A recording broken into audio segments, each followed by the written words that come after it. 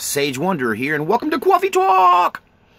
So, in my last Coffee Talk, I gave you all of the moon theories in under 15 minutes. So we just hit all of them with a broad brush. And you know, just as a reminder, Coffee Talk is for theories that I don't necessarily believe in, but I find interesting. And sometimes I create my own theories that I find really interesting, but don't necessarily believe in, and they make it to Coffee Talk. So today on Coffee Talk, I'm going to talk about my theory of the moon.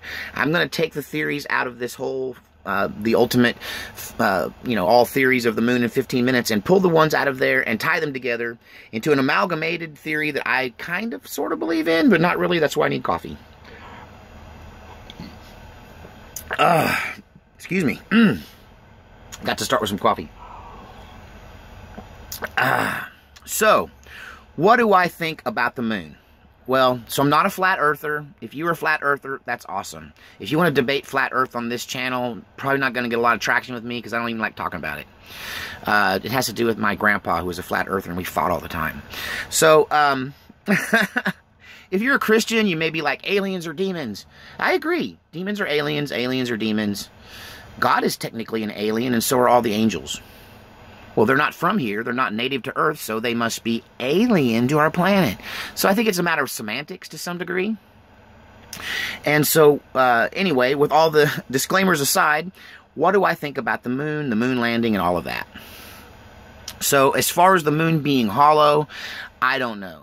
That's a stretch for me, so I'm just going to really cover the moon landing because that's what I have a strong opinion about.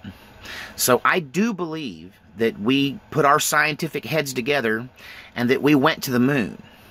Now, I believe in aliens, and I believe in an alien agenda, and I believe that we probably agree as Christians, only I think demons are aliens and you think aliens are demons. But I just say, what's the difference? So, I believe that potentially, with some coffee on this, with the stretch of the imagination, that we're in a space race with the other superpowers of the Earth to get to the moon first. But nobody really asked the question, why? Why did we enter into a space race with the Soviet Union? Well, the History Channel and the Smithsonian Institute and the United States government and NASA will tell you it was a matter of national pride that Russia was trying to go to the moon first, and we couldn't let them win. Sounds kind of fishy to me, I suppose. The Greatest Generation, if they had a foible, it was pride. And so maybe they did have so much pride that they spent millions of dollars and thousands, hundreds of thousands of man-hours, millions of man-hours potentially, to try and beat Russia to the moon. But it makes me wonder about another theory that I heard about. And I wish I could tell you who purveyed this theory first, but when I heard it, I just kind of went, wow, that makes sense. That the concept is that Eisenhower in the 1950s came into contact with extraterrestrials. And the extraterrestrials met with all of the world leaders. And they told them that we have technology to trade with you, but we're not going to trade with each individual country, because we don't want you to be at war with each other about who gets what. So we see that you do not have a global government and that you do not have a world leader. So what we will do is we will issue our trade contract for technology with the country who can prove that they are technologically advanced enough to leave the orbit of the Earth and land on a foreign body. The closest one is the moon. So if you land on the moon first, you get the contract for all of this technology that could change your existence and your way of life. So it's a Star Trek moment where we are basically approached by the Federation of Planets and offered an opportunity to trade with them. Now, some people thought that was a great idea. Other people thought these aliens are demons. I believe that aliens are demons and demons are aliens. So I don't think this was an angelic visitation. So, if it's not an angel, and it's not God, and it's not a human being, what's left? It's a demon. It's an alien demon. So, this God with a little g, potentially. You can go back to the ancient alien theory on this. And they decided to contact us and offer us the opportunity to get life extension technology, medicine, weapons potentially. Maybe this is where some of our advanced technology has come from: fiber optics, Kevlar, lasers, electromagnetic weapons, new medications. This is why people like George Soros are going to live forever, because they're getting pumped full of who knows what. So we started trading with them when we won the space race. That the space race was literally for the right to do business with aliens. And when we got to the moon's surface, there they were, waiting on us to congratulate us. But none of that could be shown because people can't handle it. They decided, Project Blue Book, all of that, we can't handle the truth, blah, blah, blah. So, this is just all theory, so I'm drinking the coffee. So we won the space race, and this is when the technology started pouring in. You know, there's more technological advancements and computing power in your cell phone than was used in all of those giant mainframe computer banks that calculated the trajectory to get us out of orbit and onto the moon. That the computing power in your phone dwarfs all of NASA at the time of the moon landing. That this technology has come from someplace, and it's had a negative effect on our planet. That's why I've got to say it's not from God. This isn't inspired for the betterment of our planet. I think the world's in a worse position than it was in the 1950s.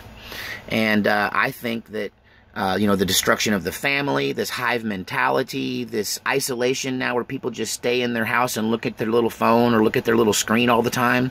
Nobody goes hunting or fishing. Nobody gets out in the wild. You know, nobody leaves the city. Nobody leaves their couch. Everyone's getting fat and round and soft. This is not good for us as a human race. This is my opinion. So I don't think this technology has really done good things for us necessarily. It made us different, but did it make us better? So obviously we couldn't show the moon landing with us having discussions with these aliens. And like some of my viewers pointed out, there's some people who claim that these were reptilians. Others will say they are Greys. Some say they were Nazis on the moon, but there was already someone there. And that this is when this technology started pouring into our country first. This came to America first. And potentially to Japan as well, to compensate Japan for the horrible loss of life in the nuclear holocaust that we perpetrated against them when we destroyed 2 of their cities in a flash of light. And that may very well, according to some of this theory, be the reason why the Federation of Planets even decided to talk to us, because we got the nuke. And that got their attention. And it may be why no nuke has been used since then. Maybe a condition of us remaining sovereign. So there's this whole idea of this, alien world out there that has a structure and a government and a leader. I think the leader is God, and I think there's good groups and bad groups of angels and demons, and some are under God's control and some are rebels. And I think that's evidenced in the Bible and the ancient writings. It's semantics whether you call them angels or demons. But nonetheless, we won the space race and the right to get all of this weaponry and all of this technology. And now we've sold it to make ourselves very rich. But in the end, it's, what did we trade for it? What did the aliens want? We won the space race, the right to trade. What did we trade? I think we traded all our gold. I think that Fort Knox is empty. That's another coffee talk. Fort Knox is empty. There's not any gold in there. Fort Knox is a great big honey trap. If you go into Fort Knox and try to rob it, they're going to let you in, close the door behind you, and then kill you. That's their stated plan. I'm going to say that again. If you go in to rob Fort Knox, they're not trying to protect the gold. They're going to kill whoever comes in there. So they can't go out and say, hey, there's no gold in Fort Knox. Because they gave it away to the aliens in the 1960s and 70s and 80s for this technology. We've been giving our gold away. This is why America has to borrow all this money. Because we spent all of ours, and we borrowed even more to give the aliens the gold that they want in exchange for this technology. So that is my moon theory. Now, where did the footage come from? The famous footage? I've seen enough videos that I'm fairly well convinced that the footage was shot on a Hollywood studio on a soundstage by Stanley Kubrick. Stanley Kubrick, Eyes Wide Shut, he tried to tell us about the Illuminati in that movie. Several of Stanley Kubrick movies will hint at what's really going on behind the scenes in our government and our high level of the elites. So it makes sense that he would have been handsomely rewarded for his very creative rendition of the moon landing. So the moon landing was real, the footage was faked, and the whole purpose of the space race was a race to be recognized as the leader of the world, so we can be represented to the Planetary Federation. And this is why America will probably survive all of this and come out on top of global government. Maybe. We'll see. What do you think? Tell me in the comment section. And see you next time on Coffee Talk.